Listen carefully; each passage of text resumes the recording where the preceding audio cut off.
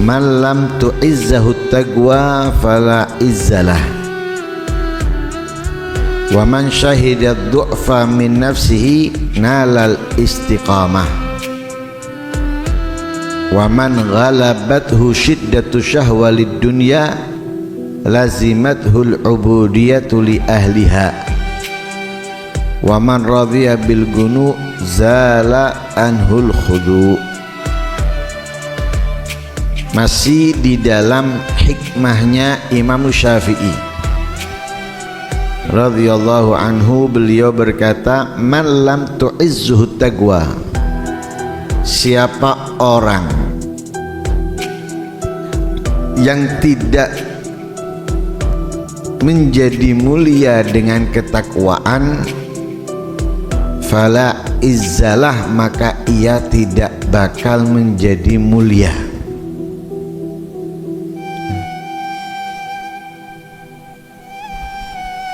Jadi kalau takwa dianggap oleh seseorang tidak bisa memuliakannya, maka ia tidak akan pernah menjadi orang yang mulia. Karena takwa ini sebagaimana kita ketahui memiliki kadar yang sangat tinggi di dalam pengabdian seorang hamba kepada Allah. Posisinya tidak ada yang di atasnya, ia yang teratas. Sehingga Allah Subhanahu wa ta'ala di dalam banyak ayat Al-Quran, di dalam surat-surat yang berbeda, memerintahkan kita untuk bertakwa kepadanya. Ya ayyuhalladzina amanu taqullaha haqqa tuqatih wattaqullaha wa yu'allimukumullah. Dan ayat-ayat yang lainnya. Sehingga Allah menggantungkan banyaknya pemberian yang hebat, yang besar darinya itu di dalam ketakwaan. Allah memerintahkan kita bertakwa untuk memberikan segala yang ada di dalamnya. Surga, terhindar dari neraka, meraih segala ilmu dari yang tidak ia pelajari, bahkan mungkin tidak pernah ia dengar.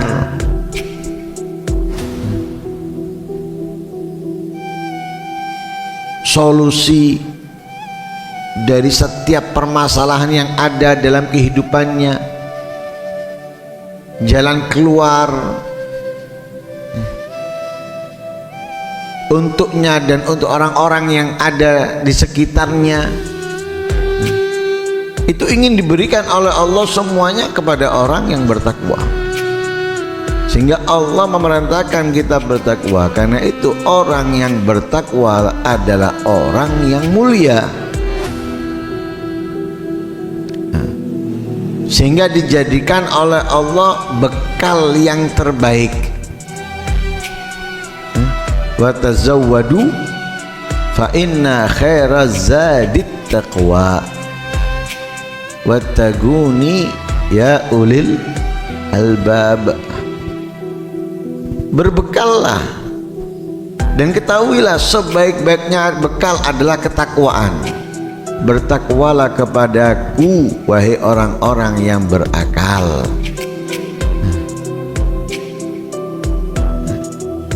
Lah bagaimana seseorang tidak menjadikan dirinya mulia dengan ketakwaan? kemudian bisa mendapatkan kemuliaan, nggak bakal.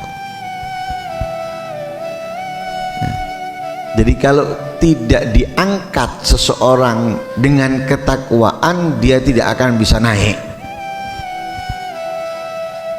Kalau dia tidak bisa mendekatkan diri kepada Allah dengan ketakwaan, nggak bakal bisa menjadi dekat dengan apapun. Karena itu Imam Syafi'i mengatakan, man lam tu'izzahu taqwa fala izzalah. Kalau ketakwaan itu tidak bisa menjadikan seseorang mulia, maka tidak bakal ada kemuliaan untuk seseorang. Jadi kemuliaan hanya ada dari ketakwaan. Tanpa ketakwaan kita nggak akan menjadi atau mendapatkan kemuliaan. Kemuliaan di sini yang murni. Apa kemuliaan yang murni? Nah, kemuliaan yang murni itu seseorang dekat, senang bukan karena. Bukan untuk mendapatkan ini, bukan karena agar bisa ini, enggak. Jadi memuliakan, senang, murni karena tidak ada tujuan apapun, tidak ada keinginan apapun dari orang tersebut. Nah, ini orang yang mulia dengan ketakwaan, sehingga siapapun yang mencintainya, cintanya itu bukan karena ingin mendapatkan atau untuk mendapatkan, enggak. Beda kalau cintanya kita kepada orang yang kaya, cintanya kepada orang yang punya jabatan. Cintanya itu ada karena dan untuk,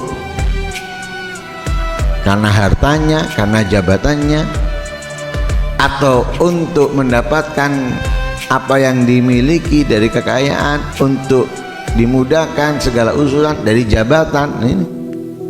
Tapi kalau dari orang yang takwa, itu cinta kita itu nggak ada untuk atau karena duniawi, nggak ada, murni.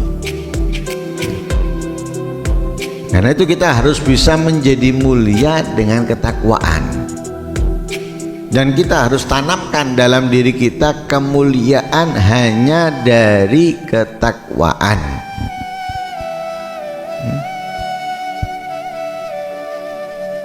Lalu waman syahida du'fa min nafsihi nalal istiqamah.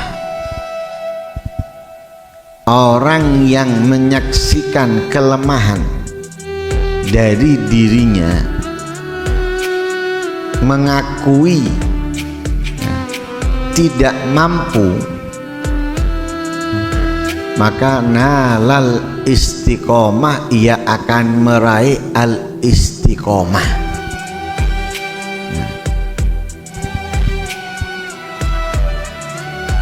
Jangan pernah kita melihat diri kita hebat, jangan pernah melihat diri kita mampu. Kalau kita sudah melihat dari diri kita kehebatan, kemampuan, yang ada menjadi bangga diri dan sombong. Tapi kalau kita melihat adanya kelemahan, adanya kekurangan dari diri kita, di situ kita akan berusaha untuk mengurangi atau menghilangkan kekurangan yang ada pada diri kita, yang menjadikan karena itu istiqomah.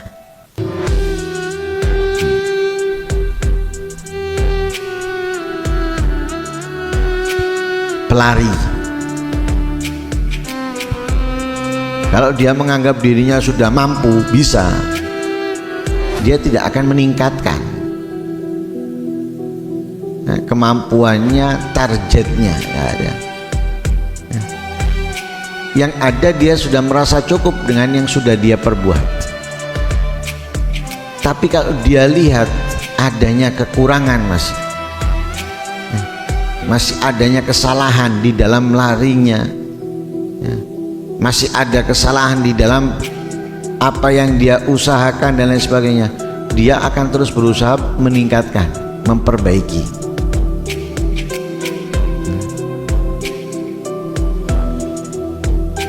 Sama dengan tukang masak. Tukang masak itu kalau sudah merasa bisa, ya sudah, segitu setiap hari, nggak akan mungkin ada perubahan. Tapi kalau dia merasa masih belum bisa, sehingga dia akan terus memerhatikan cara memasaknya, dan kemudian ia akan terus meningkatkan kualitas rasanya. Kenapa? Dia merasa belum bisa. Dari situ dia memperbaiki.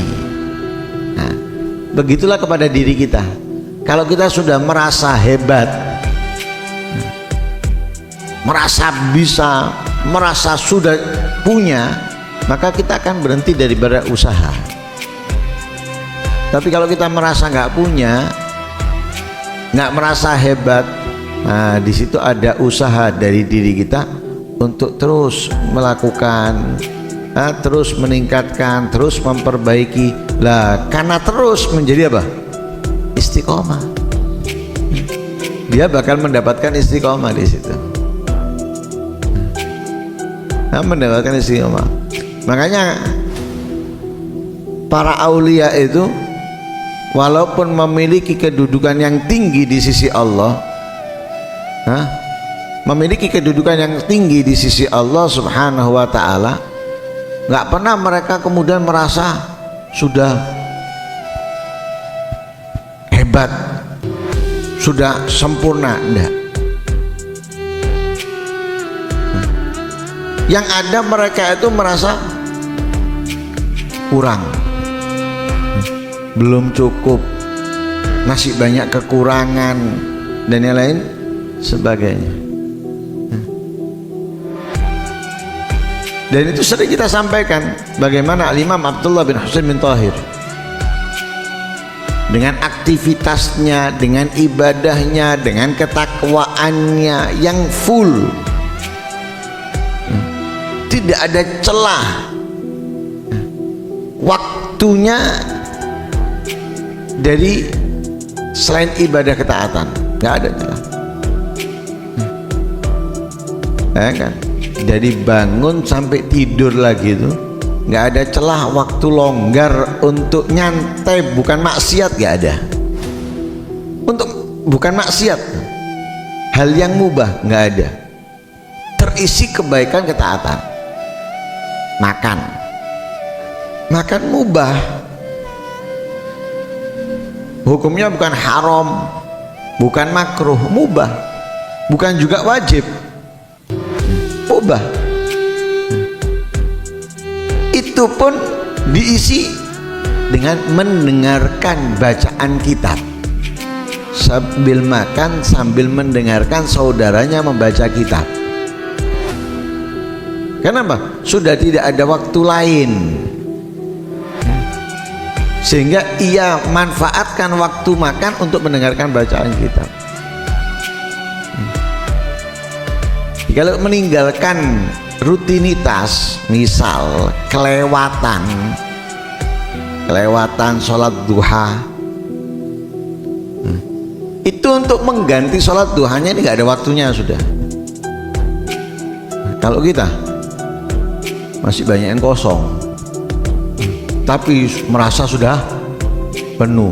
Kita ini seperti orang yang kembung masuk angin, perutnya kosong tapi merasa full. Itu kita. Kalau mereka enggak, itu apa yang mereka ungkapkan? Ya Rabb, ma makna amal wa kasbunah kulluh zalal. Aku nggak punya amalan ya Allah, nggak punya amalan. Yang kalau meninggalkan kebaikan yang sudah dirutini nggak bisa digantikan karena sudah masuk kegiatan yang lain, tidak ada waktu yang kosong lainnya, mengatakan ya Rabb ma makna amal. Nggak punya amal ya Allah, aku ini nggak punya amal. sudah menganggap dirinya nggak punya amal, menyatakan bahwa kasbunah kulluh zalal. Apa yang aku lakukan dari perbuatan-perbuatan ataupun ucapan-ucapan itu semuanya salah. Jadi merasa semua yang dilakukan keliru, merasa yang dilakukan salah. Nah dari situ akhirnya apa? Menjadi sosok yang istiqomah, menjadi sosok yang istiqomah. Lah untuk mendapatkan istiqomah sebagaimana kita ketahui nggak mudah, karena itu dijadikan oleh Rasulullah itu al-istiqomah khairum min alfi karamah. Istiqomah itu lebih baik dari meraih, mendapatkan, memiliki 1000 keramat. Kita mau bisa terbang, kita mau bisa hilang, kita mau bisa sampai ke tempat dalam waktu sekejap. 1000 keramat kita punya misalnya, itu semuanya harganya murah, harganya kecil, tidak berharga dibanding dengan istiqomah. Butuh 1000 keramat, 1 istiqomah itu lebih baik.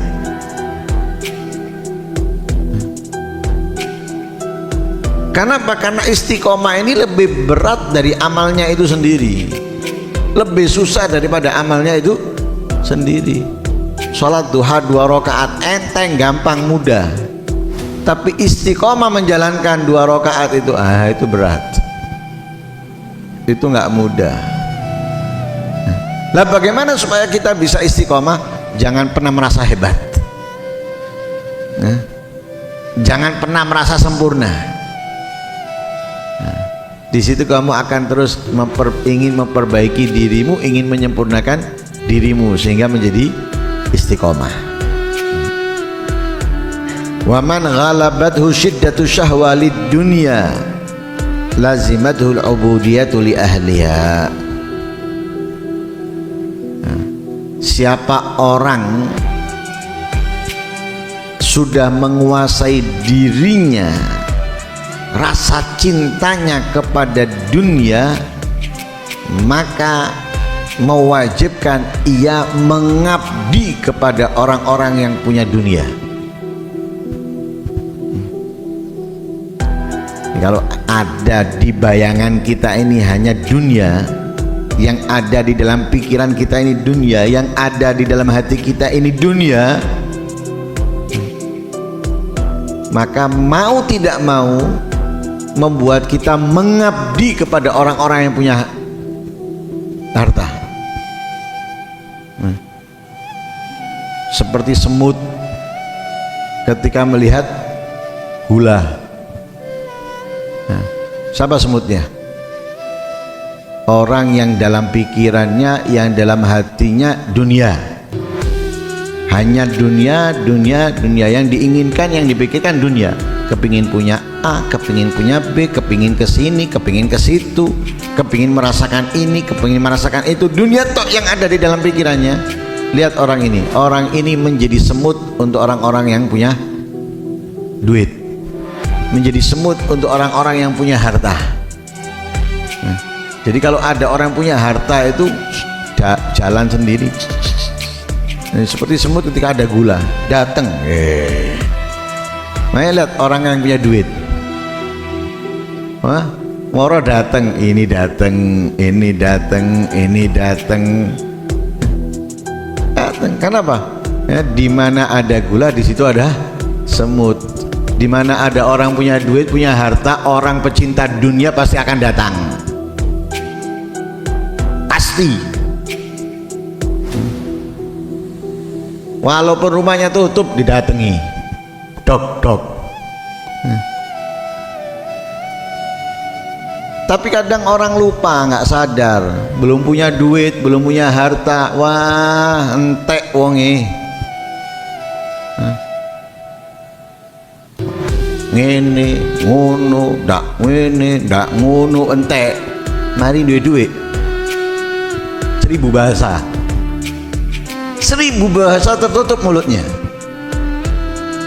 Hilang keburukan orang itu.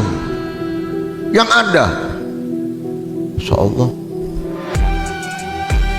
Masya Allah, Masya Allah, Masya Allah, Masya Allah. Kapan ngomong Masya Allah? Nggak mulai biyen ngomong Masya Allah, mari duit-duit kok ngomong Masya Allah. Setelah dia punya duit kamu senang sama dia. Dulu sekarang dipuja-puja. Dipuja-pujakan apa? Punya duit, punya harta. Nah, kalau kita cinta dunia, yang kita harapkan hanya dunia, itu loh. Kalau kita akhirnya kepada dunia, orang yang memiliki dunia, seperti itu kita penjilat. Kadang kita ngomong ini penjilat, dia nggak sadar kalau dia penjilat. Kamu menyatakan dia penjilat kepada pejabat, kamu pun mengatakan ini penjilat teman. Kamu penjilat kepada orang yang punya dunia, kepada orang yang punya harta, yang dulunya kamu mencacinya. Makanya pikiran kita ini jangan dunia. Dunia ini sesaat kita akan meninggalkan. Kita digoda oleh dunia. Mungkin kita tergoda, jangan kita teruskan terlena dengan godaan itu. Yang ada melalaikan kita, menjauhkan kita dari tujuan Allah menciptakan kita, itu ibadah. Digoda kita di dunia, dan itu sudah dinyatakan oleh Allah. Dunia ini hanya zinah, lahwun walaib, zinah, tafakhur, itu dunia. Hanya hiasan, hanya lalai, hanya permainan, hanya bangga-banggaan, itu dunia. Artinya apa? Dalam waktu orang kalau sudah tua, masa mau main? Ya wes. Orang kalau sudah tua, masa mau lalai? Sudah. Artinya apa? Dari arti yang Allah berikan bahwa dunia itulah lahwun, orang itu nggak mungkin selalu lalai. Datang waktu, apalagi sudah tua, dia berubah. Yang dulunya mungkin nggak pernah musola, nggak pernah ke masjid, nggak pernah hadir kegiatan di kampungnya, kalau sudah tua berubah, mulai nang musola, mulai nang masjid, mulai melu rutinan.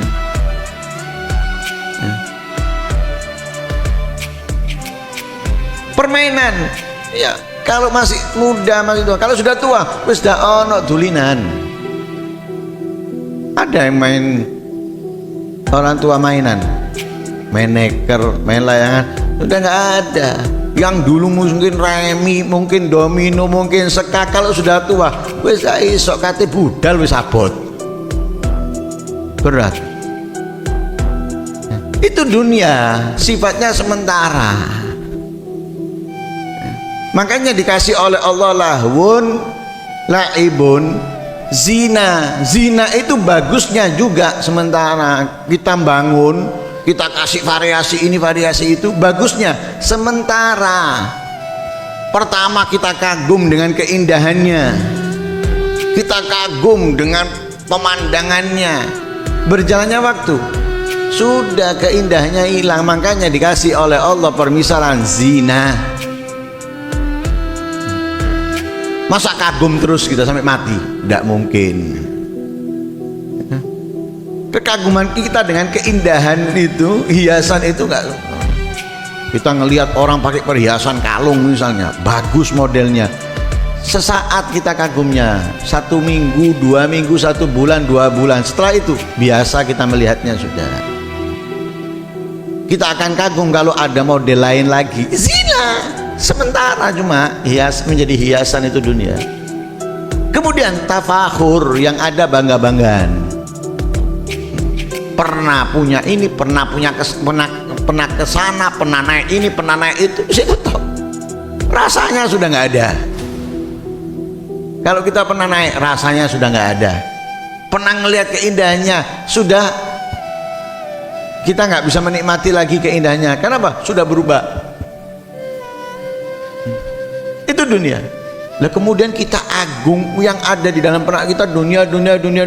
Akhirnya membuat kita mengabdi kepada yang punya dunia. Yang punya harta. Nah, kalau ustadznya yang marah, gurunya yang marah, loro hati. Jangget di dalam hatinya. Tahunan, bahkan mungkin sampai matinya. Tapi ketika orang yang punya dunia, punya harta, ya, ngomongnya luwih nyelekit, juara ndak nyelekit. Dibalik, dianggap nasihat, dianggap ngiring, ndak malah asat ya. Itulah masalahnya. Kalau dalam pikiran kita ini hanya dunia, akhirnya apa? Mengabdi kepada orang yang punya harta. Dan orang yang mengabdi kepada punya harta hina, pasti dia mengorbankan harga dirinya. Pasti itu, nggak mungkin tidak. Mengorbankan harga dirinya, membuang harga dirinya, membunuh harga dirinya, dan itu haram. Seseorang itu menjual harga dirinya haram.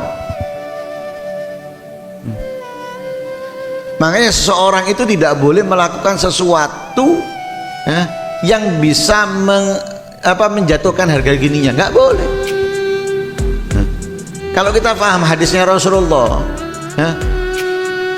al muslim akhul muslim, Nabi mengatakan haram damuhu wa malhu wa irduh. Irduh ini adalah harga diri. Menjatuhkan harga diri itu haram, apalagi kalau kita menjatuhkan harga dirinya orang. Menjatuhkan harga diri haram, apalagi menjatuhkan harga dirinya orang. Tapi itu akan murah buat siapa? Orang yang hanya di dalam benaknya dunia. Berapa kali para ulama menggambarkan dunia ini hanya seperti Imam Ali. Gambarannya dunia ini hanya makanan yang kita masukkan. Setelah itu selesai, rasanya itu hanya di mulut. Manisnya, pahitnya, kecutnya, asinnya, pedesnya hanya di mulut. Setelah masuk, yang paling mahal sama yang paling murah podo. Kalau sudah masuk, tidak ada bedanya. Hanya di mulut aja bedanya. Setelah masuk dari mulut, tidak ada bedanya. Sesaat kita berasakan nikmatnya itu hanya sesaat, hanya ketika ada di mulut. Setelah itu, tapi orang yang hobi makanan, enak ini, sing kon bahas panganan ini apa manfaatnya? Hanya kamu merasakan di mulut kamu, setelah masuk podo. Keluarnya pun sama. Tidak ada kemudian yang mahal keluarnya itu bagus warnanya, seneng dilihat sama orang, tidak mungkin. Kemudian keluarnya itu baunya harum sedap, tidak mungkin. Tidak mungkin, sama. Kemudian pakaian, kendaraan, sama semuanya, seperti itu. Karena itu kalau kita sudah dalam diri kita ini dikuasai cinta dunia, senang kepada dunia, mau nggak mau membuat kita akan tunduk, nurut kepada orang-orang yang punya harta. Kalau sudah seperti itu, waman radhiya bil gunuk zala anhul hudu, nggak punya harga diri dia. Kalau dia sudah seperti itu, dia nggak akan punya harga diri, nggak akan punya martabat. Kenapa? Dia sudah mengagungkan orang-orang yang punya harta. Nggak ada kemudian dia punya apa, disegani atau dia dihormati, nggak ada. Naudzubillah min dzalik. Karena itu nasihatnya Imam Syafi'i ini harus kita tanamkan dalam diri kita, agar benar-benar kita ini menjalankan kehidupan hanya mengabdi kepada Allah, dan melakukan kebaikan hanya untuk mendapatkan akhirat, dan kemuliaan di sisi Allah Subhanahu wa taala. Amin. Allahumma amin. Wassallallahu alaihi wasallam Muhammadin wa ala alihi wasallam. Alhamdulillahirabbil alamin.